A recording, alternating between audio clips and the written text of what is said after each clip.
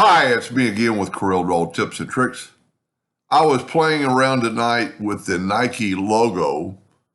I was just looking for logos or things and for Nike, trying to figure out somebody was needing some help.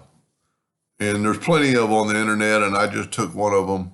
And then I was looking at this one with the color, and it kind of interactive fill tool. So I took that one, I copied it, and I went back to Corel, and I pasted it. And it's quite large, so I reduced it in size so it would trace better and quicker. I went to trace, outline trace, clip art. I think when you make it smaller, it really helps. Now, I'm almost certain that there will never be any yellow or any white in this logo, but I always take a yellow box trick, object, order, back of page, and you can see it's all black. So we're good to go. So I'm going to take this logo now, I'm going to make it a little bit bigger. And it's a vector now, so I can left click, right click it. And then I wanted to make it a little bit more squashed, so I just kind of brought it down a little bit. And then I took another, which you could probably not have to do this in this way. You could probably take this one and make a copy and put it on top.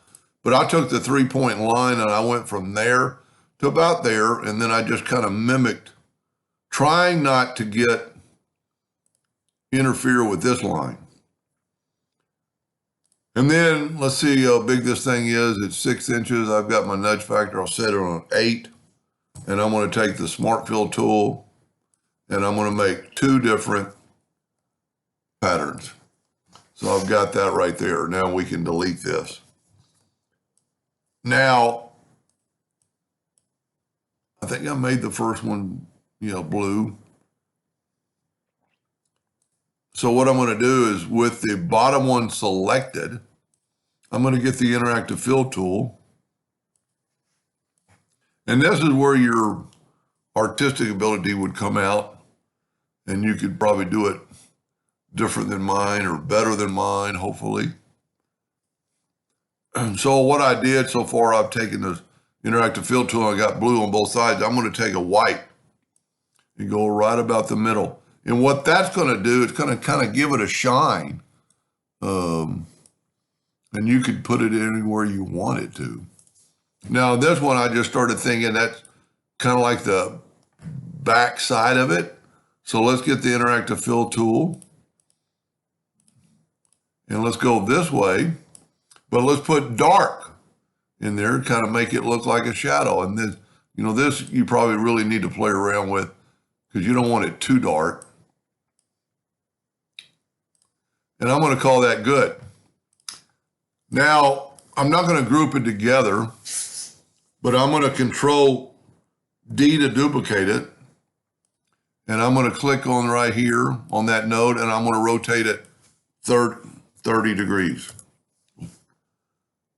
I think that has something to do with interactive fill tool. So we'll just move it and then move it 30 degrees. Now on this one, I'm going to change the color, or I just thought I'll change its color. So I can grab it and I'm going to use this orange. I don't have to replace the white, even though the orange doesn't look as good as the blue. I don't really know in my RG color palette if there's anything that would make it look a little different, but it doesn't. I'm trying to make something a little darker so the white would kind of stand out like the blue does. But I'm not changing. I don't like that at all.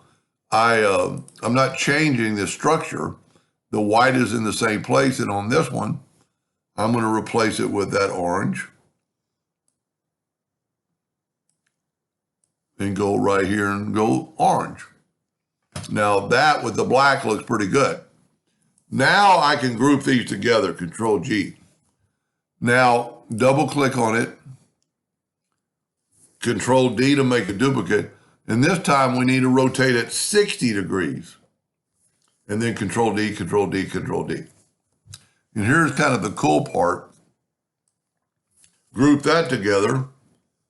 make a duplicate by hitting Control-D-R, the plus key on the keyboard. And this is pretty important. Hold down the Shift key and bring this thing in. And then nudge it back over and rotate it 15 degrees. And that put it in the opposite way. And there's many things you could do here. You know, if you hold down the Shift key, you can make it grow and have different looks. And in this case, we could actually probably rotate it a little bit more to get it off and have, there we go, get it in the middle because of the hook. Now, it doesn't look all that spectacular, but for the last several months, I've been putting a black box behind it, just kind of to see what it would look like on a black item, a black t-shirt. That looks pretty interesting. You know, it's almost like these are little cups. I don't know what I'm going to call this. Maybe, I don't know, some sort of flower. Anyway, I hope that helped somebody just a little bit. Thank you for watching.